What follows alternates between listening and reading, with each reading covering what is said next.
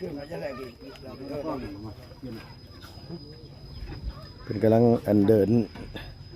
อันนี้พี่น้องไงเพิ่นเดินว่าเส้นผา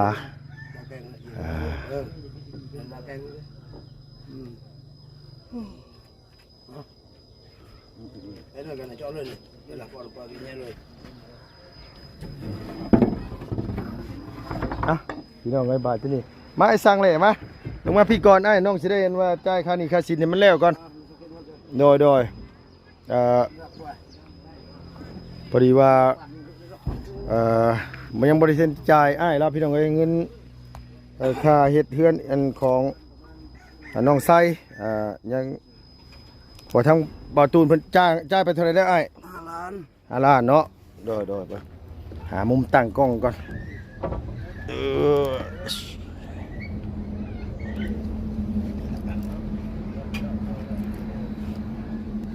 ไม่กับบุมีโอ้ยไม่ก็ตายพอไม่เขาก็ได้โดยอันนี้ก็ว่าชุดก้อนมันยังไม่ได้จ่ายอ้ายแล้วพี่น้องไงมันก็เลยเมื่อก่อนอันนี้ก็ยังเหลืออยู่5 ล้านน้อยเนาะ4 5นี่ก็เป็นเงินทางมีเงินจะดีพี่น้องอยู่ทางจังหวัดสุรินทร์เนาะแม่เพิ่นก็ฝากมาแต่หึงเลยแหละแต่ท่านก็ตอนนั้นมันยังหาสร้างเฮ็ดเฮือนยังบ่ทันได้พอก็เลยหรือว่าไอ้สร้างเลยเพิ่นบ่ทันได้มาเฮ็ดพอเฮ็ดได้แล้วบัดติดธุระอยู่ทั้งบ้านเมื่อก่อนให้ประธานป้องเพิ่นจ่ายก่อนวันนี้ก็เลยสิมาจ่ายอ้ายแล้วอันนี้ก็เป็นเงินทางผู้ใหญ่ใจดีเพิ่นเฮ็ดเฮือนน้องไสเนาะโดยเวียกกับเพิ่นเมื่อก่อนก็บ่เป็นหยังโดยขอบใจหลายๆเด้ออ้ายเด้อโดยนับเบิ่งก็ได้แต่ว่าน้องนับเรียบร้อยเลยล่ะโดยขอบใจหลายๆเฮาก็ได้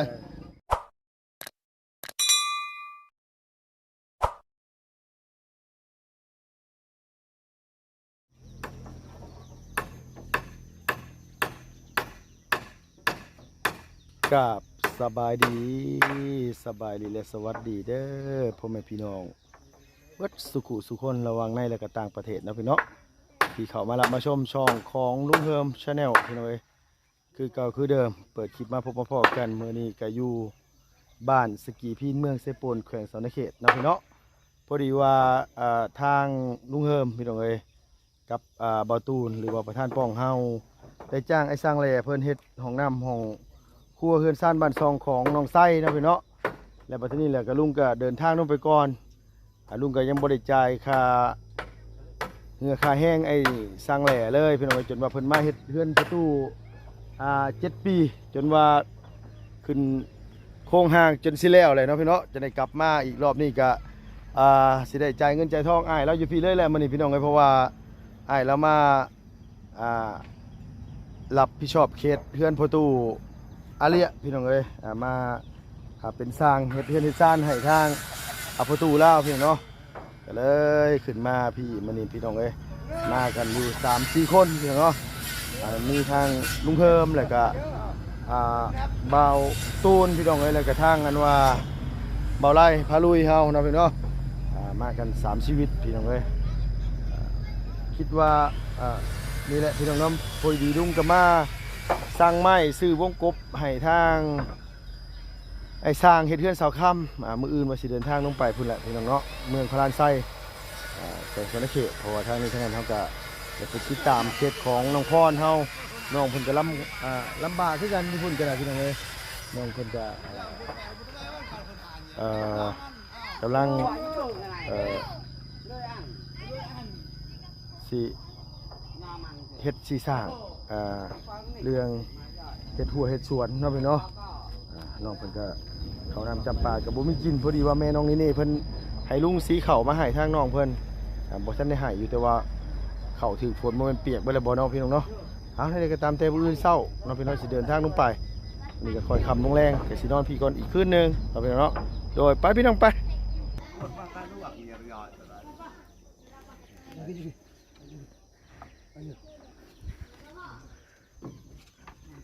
ไปตากระป๋องไปนำได้เนาะเอาไปนำได้แต่ดีไว้จะเกิดกระป๋องไป กำลังสิใส่วงกบเนาะประกอบอยู่ทั้งรุมเลยขึ้นติดตั้งเอาเลยโดยเอาสบายดีเด้อให้สร้างเลยเฮาพี่น้องเอ้ยเอาเงินเพิ่นไปหมุนไส้จนว่าได้ขายเข้ามาใช่นี่พี่น้องเนาะเอาแท้ได้เลยโอ้สร้างว่าวหลายเอาเงินเพิ่นไปหมุนไส้พี่น้องเนาะ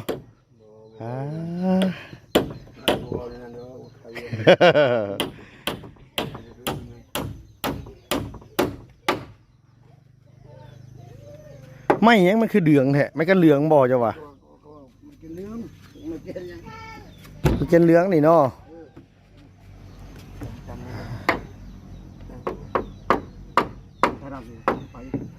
สิคันแบบได้ไอ้เฮ็ด2ห้องบ่ดูว่าเฮ็ดห้องเดียวอันที่เรือนี่ปล่อยโล่งเลยโอ้โด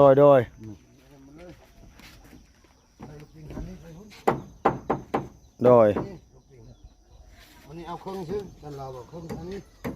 นี่แอมเลยใส่ปลาอัดเลยอยู่นี่ โอ้ทั้งนี้นี่แอมหมดเลย แอมมาเลย แต่ว่า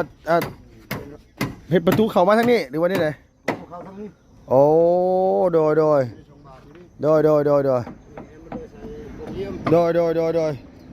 ทั้งนี้ใส่ปุงเยี่ยมเนาะอันนี้เข้ามาพี่เลยกัน เครื่องนึงแอมเครื่องนึง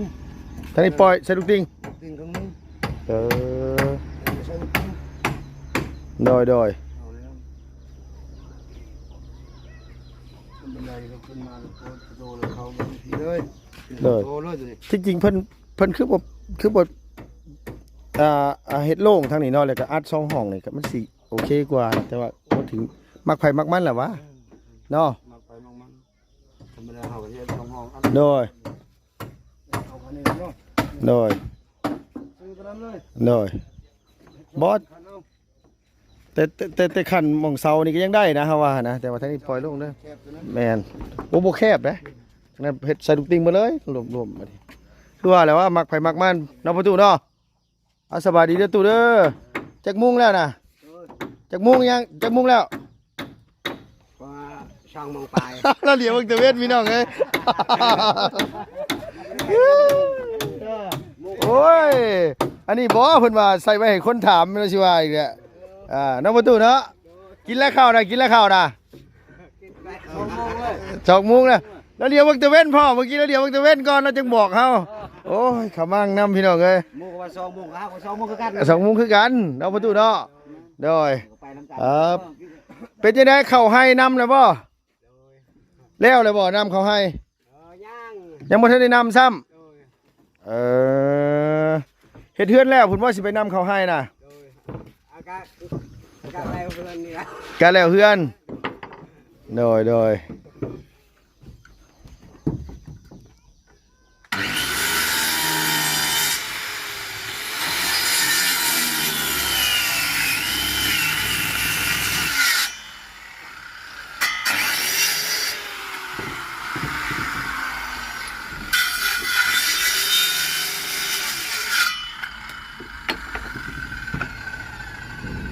มาเฮ็ดกันจักคนนี่3 คนบ่สร้าง3 คนเนาะ3 คนทั้งอันพ่อน้องหลาน้อยพี่น้องเอ้ยอ้ายเพิ่นมาจักมื้อแล้วขึ้นมานี่ 6 มื้อนี่ 6 มื้อนี่เกือบอาทิตย์แล้วเนาะนอนพี่ว่าหรือว่ากลับเอาไปกลับเลยโดยไอ้สังแหละอยู่บ้านนี่เฮ็ดหน้าบ่อ้ายเดี๋ยวเฮ็ดหยังเฮ็ดไห้เนาะ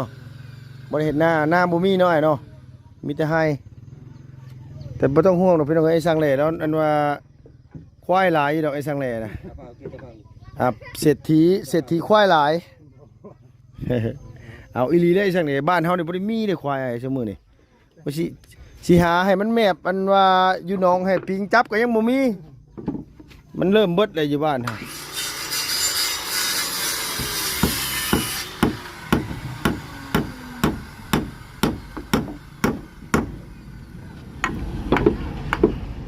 เราจะยิงเรื่องนี่นะเขาจะพักก่อนนำเอาให้ก่อน พักเฮ็ดเขาให้เฮ็ดให้ก่อนบัดนี้เนาะ ก่อนประมาณอาทิตย์นึง โดย ยันลาโอ้พอกระทงเที่ยวเลยคือเที่ยวไปเที่ยวมายังรถทายเจ้าอยู่ โดยโดย ย่างกินไล่กับเจ้ามุ่งแน่ว่ะ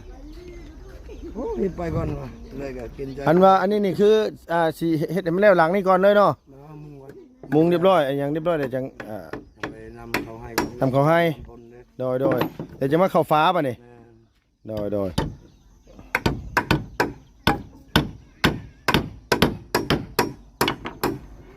ให้นี่เฮ็ดฮอดเอ็กตามา หมด ปีหนึงได้จักสอบไหมไอ้สังเนี่ย บางทีไอ้สาว10เรื่องบางทีก็บ่ได้คือไปได้มีแต่ได้10ปลายชอบ เออ เป็ดชอบดีกว่านี่มันมือบางปีก็ได้ บางปีก็ได้เนาะ คนเฮาดินงามเลยเฮาสร้างมันงามก็ได้สร้าง เอาว่าง่ายคันดินไหม้นี่มันก็งามแม่นบ่ จนลายสร้างปลาเล่าเดี๋ยวนี้บ่มีฮอดบ่เดินอยู่กลางสร้าง โดยโดยเชิญลายมันบ่มีแล้วแบบว่าเป็นไม้นี่เนาะสมัยตะกี้น่ะมีหลายเนาะสมัยนี้เนาะ เดี๋ยวนี้บ่ได้ดีกว่าเฮ็ดสวนมันต้นสวนนั้นละขายนั่นซื้อเขากินก็ดี โดยโดยเฮ็ดสวนมันก็ยังอันนี้แน่เนาะ ว้าวแล้วราคาปีนี้มันต้นก็ บ่ไหวเนาะ ไหวแล้วปีนี้มีโล900กีบบ างคนว่าโอ้ยปีกายนี่ได้หลายไปซั่นว่าเฮ็ดน้อยๆก็ได้หลายโอ้ราคามันหลายมันก็ได้หลายเด้อเนาะบางคนว่าปีนี้มันบ่งามมันบ่เกี่ยวราคามันถูกว่ะ กายบ่ได้โล2,000บาท โดย ชองตรงประเทศ โดย2,001 2,200มันแบบมันดิบพร้อมบัดนี้เนาะ ที่ยังร้านบ่ได้ปีนี้แล้ว จักว่าในปีหน้าตกปีหน้าไปบัดขายปีหน้าบัดขึ้นมาอีกก็มีมันบอกบ่ได้เด้มันพวกมันราคามันนี่มันบ่แม่นว่าสิ ธุรกิจเลย โดย สมัยในชุมชนมันจะแตก เนาะ แตก เขาก็ว่าอยู่ไม่หยังก็ตอกอันหนึงก็แตกตอกอันหนึงก็แตกหรือว่า แตกหมดเลย มันเป็นน้ำไหม้เด้อพี่น้องเอ้ยนี่แหละเขาจังบ่อยากสั่งอันไหม้อันมาเจ้านี่น่ะเพิ่นจักเอาเพิ่นเอาไหม้หยังมาให้นะครับไหม้หยังแน่ เอาเลยบ้างกำลังว่า เพิ่นเวลาเพิ่นเอาไหม้เอาหยังมาให้เพิ่นเอาไหม้บ่งามมาให้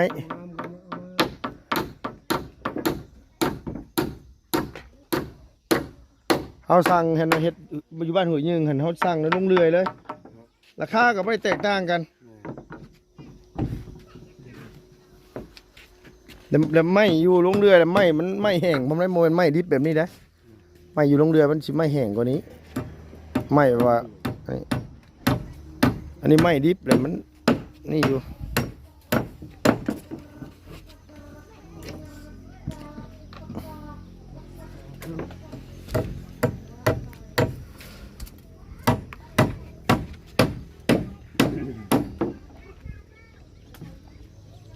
ฝนตกมาเลยเริ่มนำเขาให้แล้วบัดนี้เนาะ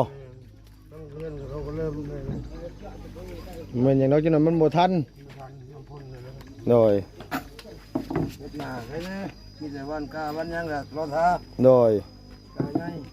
กะใหญ่ก็ถาไปไถหุดหน้าท่า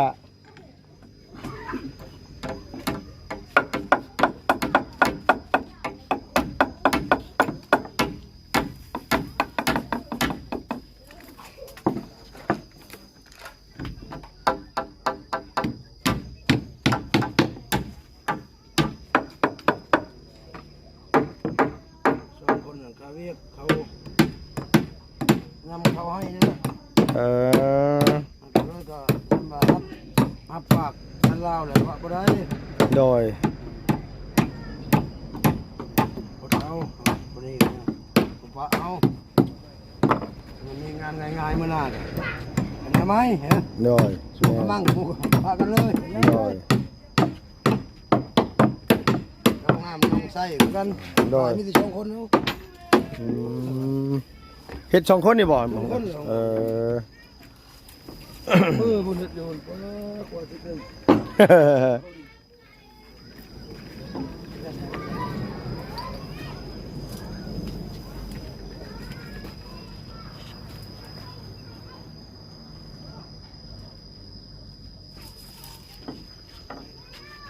เจ้าเก่งยาวเนี่ยถอดเอ้ยทำมือเอ้ยยาวดีเอ้ยยาวนั่นตาบ่ได้เจ๊ดูผักเหนียวหวานอ่านตัวใน ใครอยู่มื้อนี้มันบ่ได้ค่อยแดดปานใดเนาะ มื้อใดแดดๆนี่ปุ๊บ โอ้ยทีนี้ก็แดดเลยเที่ยวเที่ยววันบ่ายนี่แดดวันไหนไปเตาไว้ ฮ้อนแท้ๆได้เนาะสุดเลยพี่น้องเอ้ย คนสุดเลยสุดเลยเราลงไทยไปเลยละ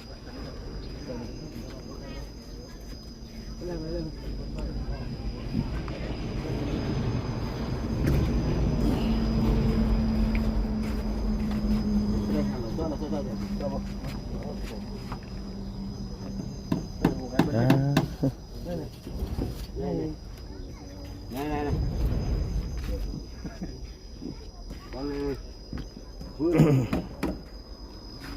Cho ai mà làm Ngao đưa lúc như nô hay เพิ่นสิใส่ไม้ศิลาสียังไงนี่ Chẳng mà hù nữa อ๋อ Chăn lao Chăn này cần mà โดย Cứ bảo cứ Tự nhiên chăn lao Lúc này không chắc Cứ xì hơn Puna vào nữa อ๋อสีเฮือนน้องปูนา Nè โอ้สีนั่นก็งามสีเฮือนน้องปูนานี่ก็โอเคพี่น้องเอ้ยแต่น้องก็ยังมักเลยเด้สีเฮือนน้องปูนามันสีใหม่อันนี้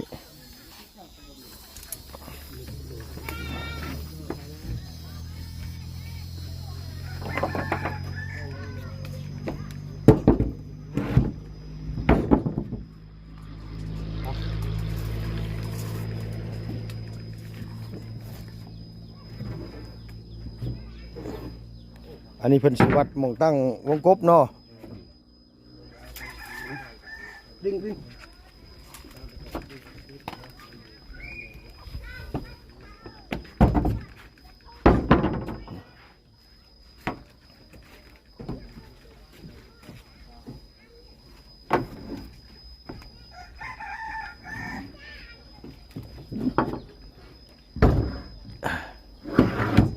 โอ้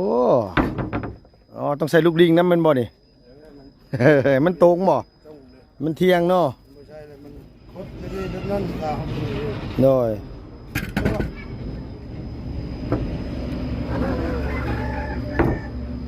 เออ Thích bàn mà cái xe thì chẳng sẵn lên bàn เวลาติดบานมันบ่ตรงเนาะมันบ่นี่เนาะ Thôi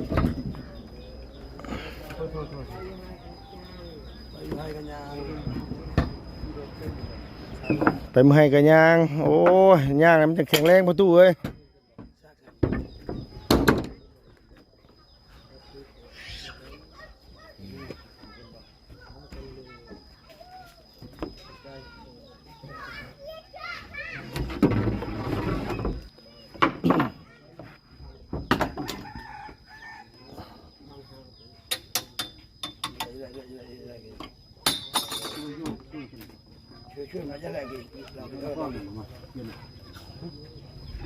เป็นกำลังอันเดินอันนี้พี่น้องไงเพิ่นเดินว่าเส้นผา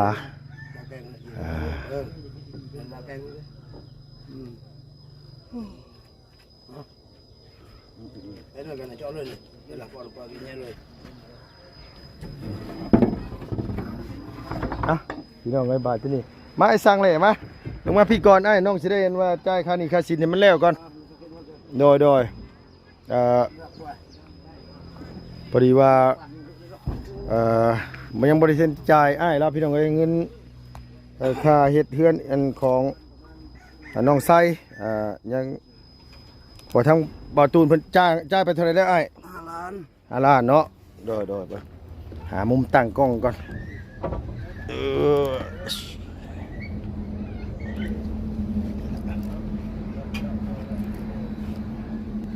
ไม่กับบุมีโอ้ยไม่ก็ตายเพราะไม่เขาก็ได้อันนี้ก็ว่าชุดก้อนมันยังไม่ได้จ่ายอ้ายแล้วพี่น้องไอ้ผมก็เลยเมื่อก่อนอันนี้ก็ยังเหลืออยู่5 ล้านน้อยเนาะ4 5นี่จะเป็นเงินทางนี่จะดีพี่น้องอยู่ทางจังหวัดสุรินทร์เนาะแม่เพิ่นก็ฝากมาแต่หึงเลยแหละแต่ท่านก็ตอนนั้นมันยังหาสร้างเฮ็ดเฮือนยังบ่ทันได้พอก็เลยหรือว่าไอ้สร้างแหล่เพิ่นบ่ทันได้มาเฮ็ดพอเฮ็ดได้แล้วบัดติดธุระอยู่ทั้งบ้าน เมื่อก่อนให้ประธานป้องเพิ่นจ่ายก่อนวันนี้ก็เลยสิมาจ่ายอ้ายแล้ว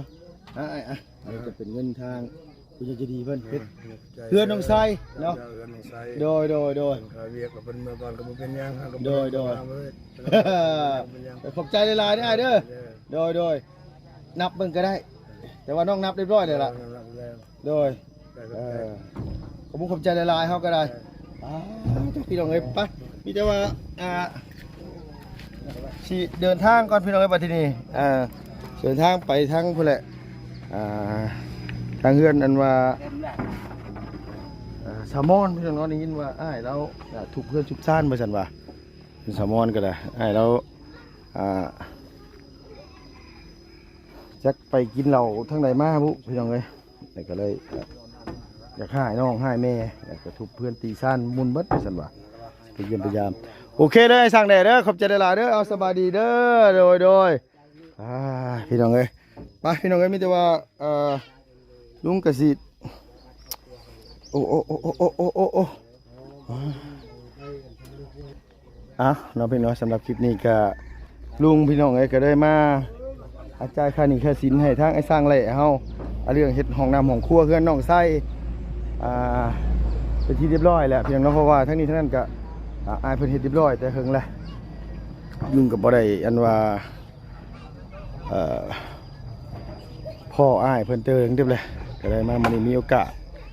เลยมาให้อันว่าจ่ายค่านี่ค่าสินอ้ายแล้วเนาะพี่เนาะคือนี่แหละใช้ก็บ่ได้แวะเบิ่งได้ห้องน้ำห้องในก็ได้พี่น้องเอ้ย